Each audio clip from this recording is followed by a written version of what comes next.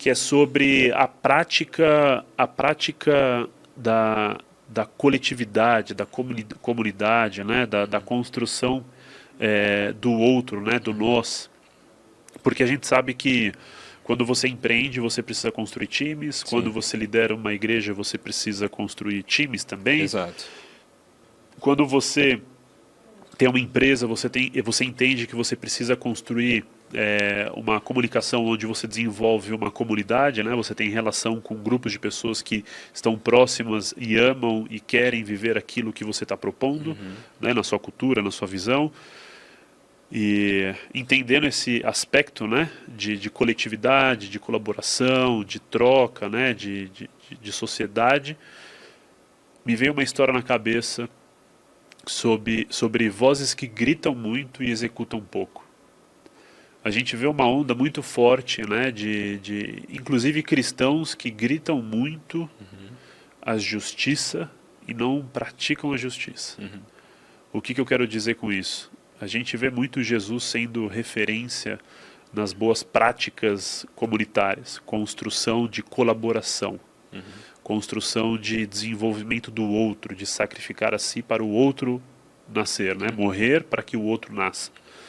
E a gente vê muito essa briga social que muitas vezes acusa a igreja, ou até dentro da própria igreja, o próprio cristão acusa a igreja, e quando eu falo igreja, mais no aspecto institucional da Claro. igreja, do corpo de Cristo, não a noiva de Cristo, mas a acusação de que o governo é responsável por tudo, porque, para que eu vou trabalhar, né? Eu preciso de a desigualdade e tudo mais, enfim. Eu vim de baixo, você veio de baixo, a gente sabe quão doloroso é deixar de ser um cabo-man para poder ser empreendedor, né, para ter negócios e desenvolver projetos. Você sabe o quanto foi dolorido para você lá, desde a pipa que você vendeu, da dificuldade que você viveu para hoje empreender e ensinar e educar.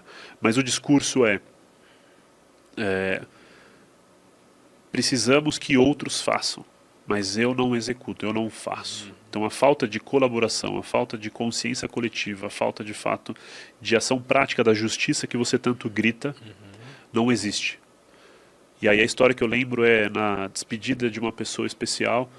Eu estava conversando com um grupo de pessoas ali, e nessa história a gente começou a falar sobre políticas públicas, e essas políticas, a falta de políticas públicas por conta da desigualdade. A gente sabe que existe uma necessidade de equidade, onde todos comecem a corrida do mesmo lugar, sejam preparados de maneira igual, porque a gente sabe das diferenças sociais, da desigualdade no geral. E eu falei, lógico, a gente precisa de políticas públicas, mas a gente pode fazer muito mais do que ficar cobrando o governo por políticas públicas. A gente pode, de fato, executar aquilo que muitas vezes a gente grita como ideologias ou ideias mirabolantes para solucionar uma sociedade doente e excludente, né? E aí que vai a grande ideia e a grande pergunta. Como que você enxerga essa dificuldade que a gente tem nessa falta de execução de fato do cristão na sociedade, dentro da igreja, fora da igreja, no seu trabalho, nas suas famílias, que falam muito, cobram muito, mas não executam nada e não fazem nada? Boa. Acho que, inclusive, a ponte que você fez é perfeita, né? O lance da preguiça. Como a gente está numa era mais digital e desmaterializada do que industrial, braçal e material como no passado, hoje é uma preguiça intelectual. E no Brasil a gente vê muito isso. É aquele anúncio que está escrito: vendo cupcakes de segunda a sexta, das 10 às 18 por R$ 15. As pessoas perguntando embaixo: qual horário? Quais dias? Qual preço? E aquilo já estava escrito. Tem até meme fazendo analogia, alusão a isso, né? A preguiça cognitiva das pessoas, a informação está lá. Ou em outras situações, a pessoa que pergunta algo que já está no Google, né? O que é tal? Poxa, você acharia talvez mais rápido no Google do que num comentário ou perguntando para alguém. Então, acho que um dos grandes buracos que a gente tem na sociedade hoje não é o da falta de informação, mas da falta de interesse. A informação ela é abundante, mas o interesse não é abundante. Porque com o YouTube, streaming, a informação é abundante, tem para todo lado, né? Gratuita, paga e assim por diante. Então, primeira dor do brasileiro no meio de tudo isso é essa preguiça intelectual que não vai atrás da informação que às vezes o próprio algoritmo já está trazendo, ou tem uma comunidade para indicar isso. E esse senso de comunidade é fantástico para começar algo novo, para aprender, para se apoiar.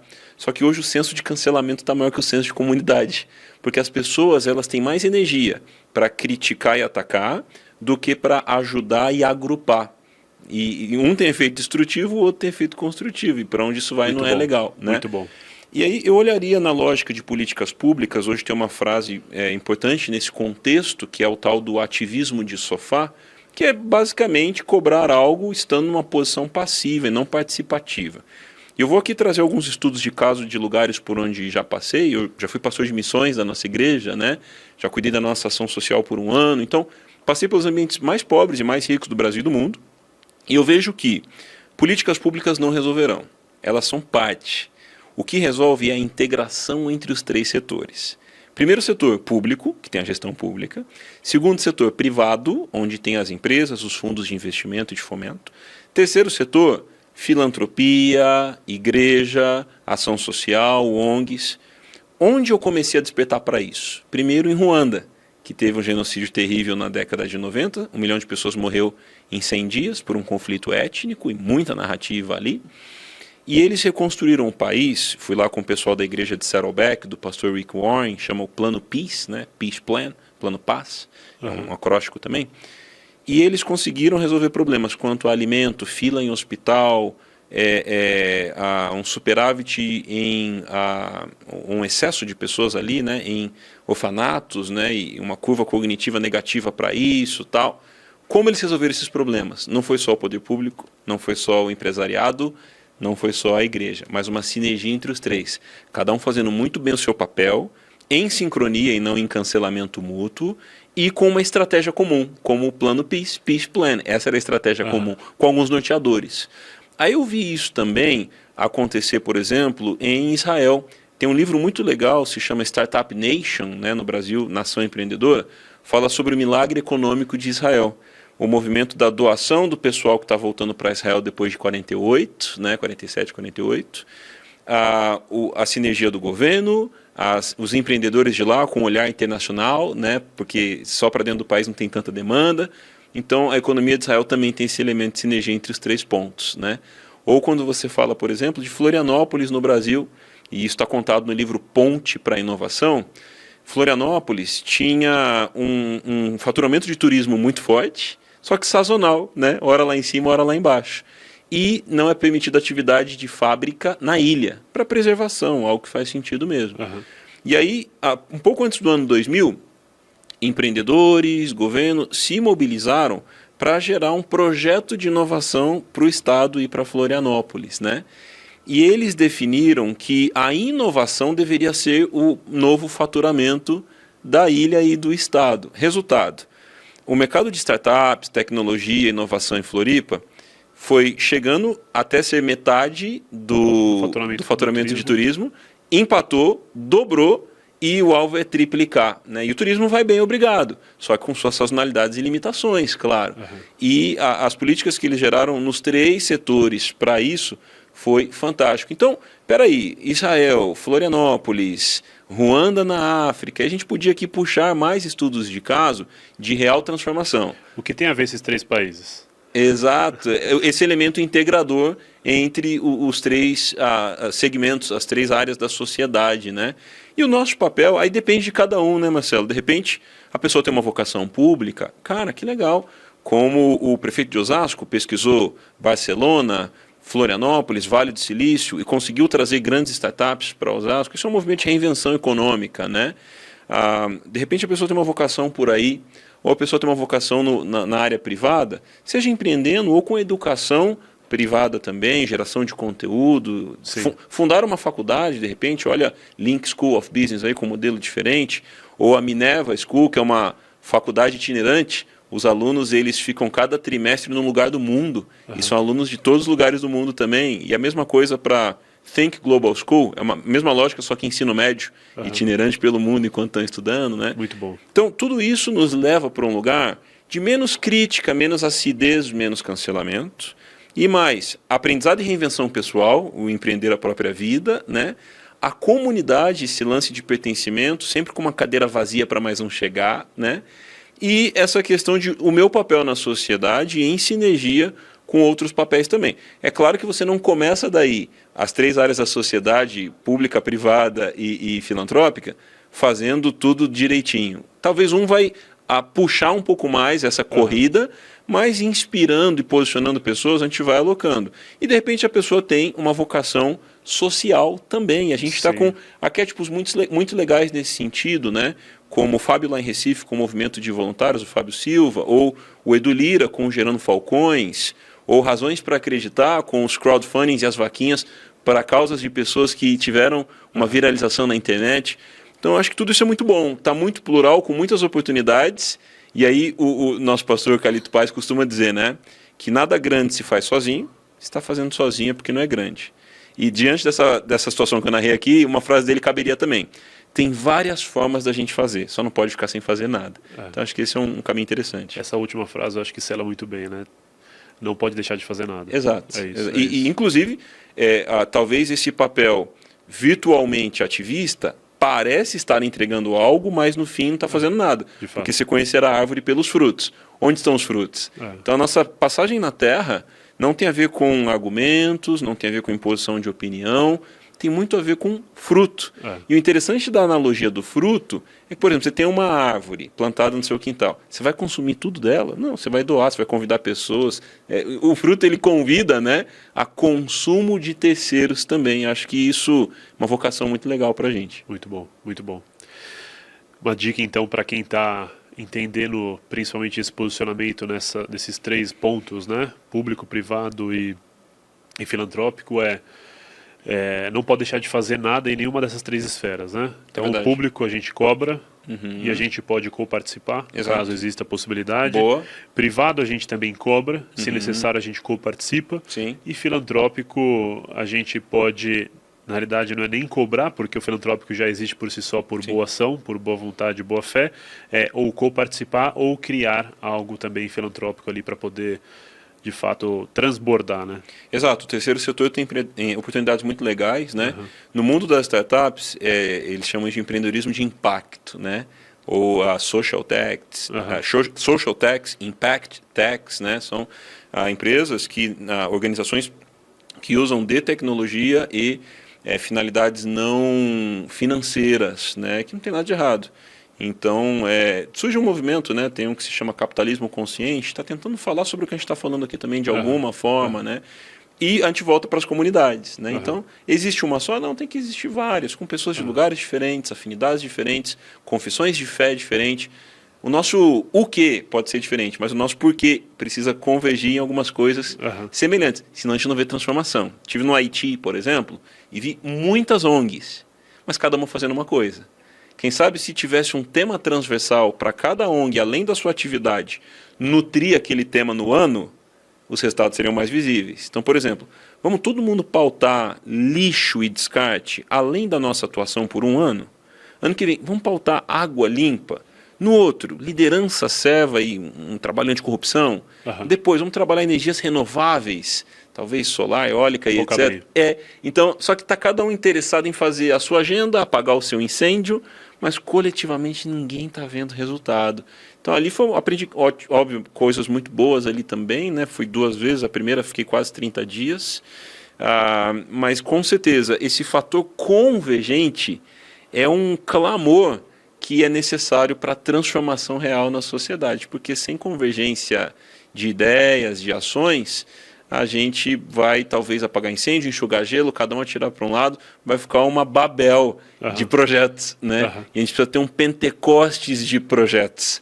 em que eu ouço na minha própria língua, em que eu falo e o outro entende. Não dá essa impressão que em Babel houve uma dispersão Ninguém entendia ninguém. de língua e ideias, porque queriam ir da terra para o céu, e no Pentecostes é do céu para a terra, e há uma convergência, né? Então, eu acho que esse contraste, Babel-Pentecostes, a gente podia fazer essa mesma reflexão com calma para várias áreas da sociedade, a gente convergir e entregar Inclusive, mais. é um ótimo assunto para a gente futuramente abordar mais, até porque parte da ideia do backstage é ser uma provocação para nós como cristãos, e principalmente cristãos que estão em posições estratégicas na sociedade, entenderem essa necessidade desse Pentecoste que você está falando, né? Essa coletividade na movimentação, né? Que a gente tem, porque é uma dificuldade que eu sinto muito, Sim.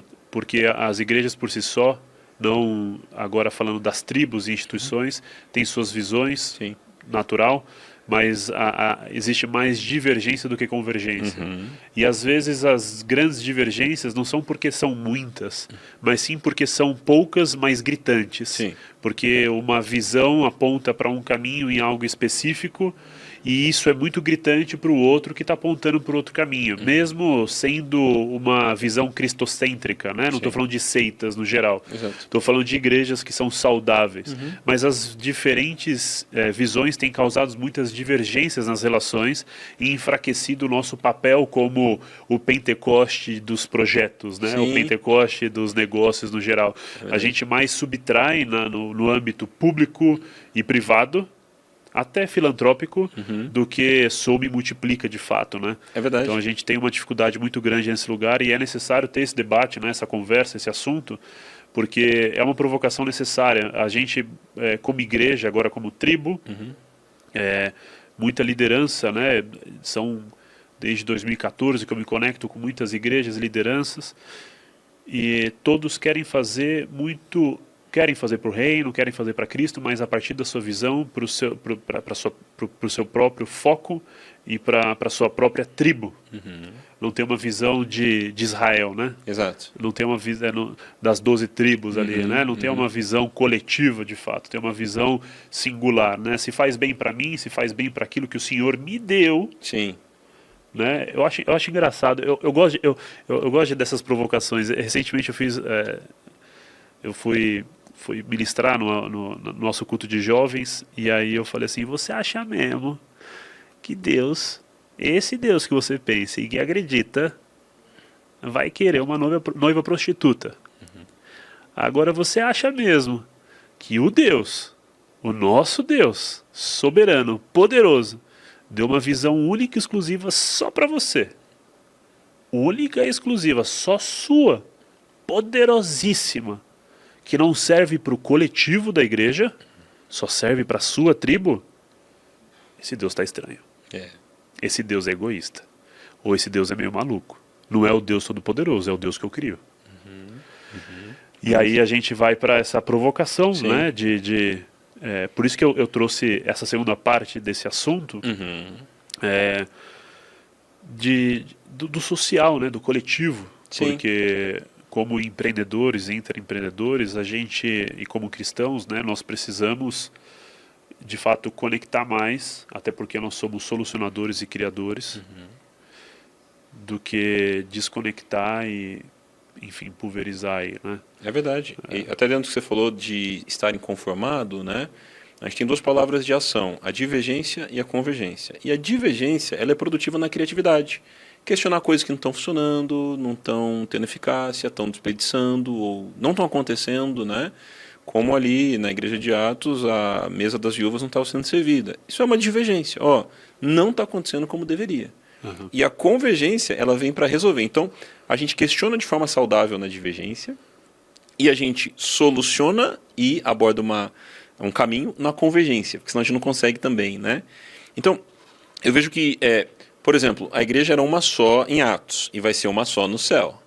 Só que na terra, por conta de impérios, pecado, escândalos e caminhos culturais, denominações se formaram, doutrinas, né, enfim. Só que, como você falou, se não há um agregar comum para o todo, ou além da sua própria fronteira, o seu quadrado, isso é muito perigoso, pode virar um preciosismo, né? Aham. Então, se a gente pensa em Atos era uma só, no céu será uma só, talvez a gente tenha estruturas que foram úteis na tradição, na história, ou por um tempo específico, né? Mas a gente precisa conseguir dialogar e convergir, biblicamente, sem negociar solas, desde a reforma, É né? a base. Mas para coisas criativas, né? Por exemplo, ritmo musical. Isso varia muito, né? Dependendo da cultura onde você está, a faixa etária, a época, né? Aham. Eu tenho estudado muito a questão de composições musicais, como elas nascem, né? E eu vejo, naquele lance de nascemos extraordinários, morremos comuns, por muito tempo a igreja em lugares do mundo precisou traduzir o louvor de outros países, normalmente Estados Unidos e Austrália, né? E tudo bem, eu acho que esse é um passo. Só que onde está a originalidade do que Deus plantou para aquela etnia, para aquela cultura, para aquele lugar, né? Aquele topos, aquele povo, né? E há uma manifestação muito singular disso que precisa acontecer. Só que eu acho que essa conversa, talvez na produção cristã, está um pouco parada. E você vai ver que o Elvis Presley se inspirou na música cristã, o Ray Charles também, muitos cantores como Usher, T-Pain, tem uma base de coral negro-americano, né? Então, peraí, a igreja já foi a influência lá na frente de musicalidade. E hoje a gente olha tempos de talvez uma tradução, uma inspiração no modelo musical que está em alta. Um momento foi U2, outro John Mayer, outro Coldplay e assim vai. Mas onde está a autenticidade disso, né? Então, eu vi caminhos de produção muito específicos recentemente, da Alicia Keys, naquela música 3 Hour Drive, do Coolio, naquele hino de rap que ficou famoso, Gangsta's Paradise, né? Inspirado na música do Stevie Wonder. Outro ali do Nirvana, com os Smells Like Teen Spirit, o grunge, o rock, um cenário de transtornos emocionais muito forte na década de 90, questionamentos, até a forma como o Kurt Cobain acabou, né? Outro do Red Hot Chili Peppers, criticando essa hollywoodização através ali do Californication. Californication, que é o clipe clássico Podia chamar Californization, eles chamam de Californication, você está falando do ambiente secular, mas é uma crítica a essa imposição de Hollywood, superficialidade. Então, essa originalidade, eu mal posso esperar por ouvir histórias de composições cristãs de onde nasceu. Porque quando a gente ouve esse pessoal, a gente fala, cara, é secular, mas é brilhante, é muito criativo, sabe?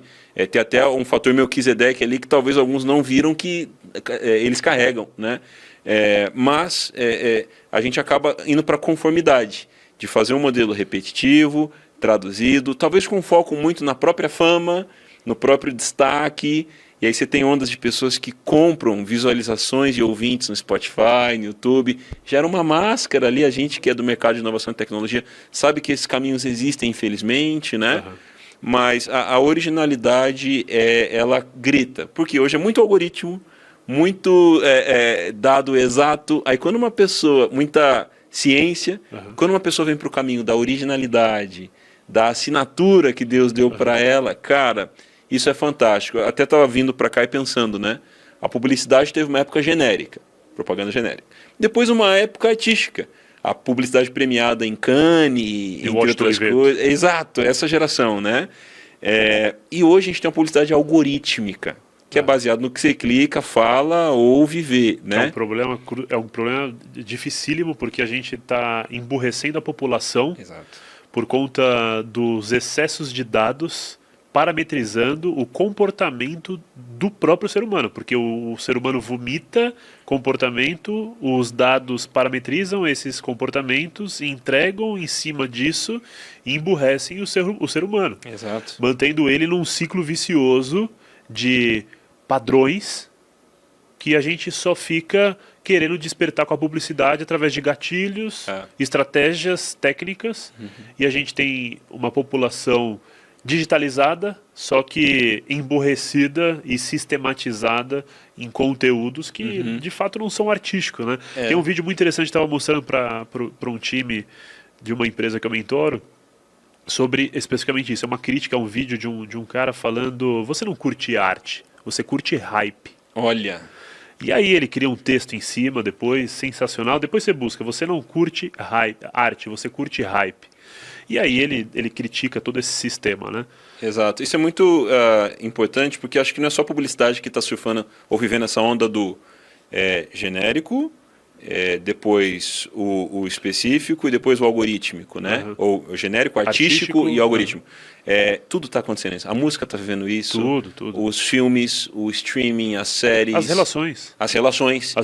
As relações estão parametrizadas, né? Se não é assim, se não é assado, se não é isso, se não é aquilo, se tem isso, se tem aquilo, serve para mim. Se não serve, descarta. Exato. Aí vem o próximo, né? Exato. Próximo. Que essa tal da hipermodernidade, né, que o Gilles Lipovetsky fala, a abundância de escolhas e opções acaba gerando essa insegurança, ansiedade ou superficialidade desse descarte, né? Que antigamente, por exemplo, o mundo dos nossos pais. Minha mãe recentemente se reencontrou com uma amiga dela de ensino fundamental.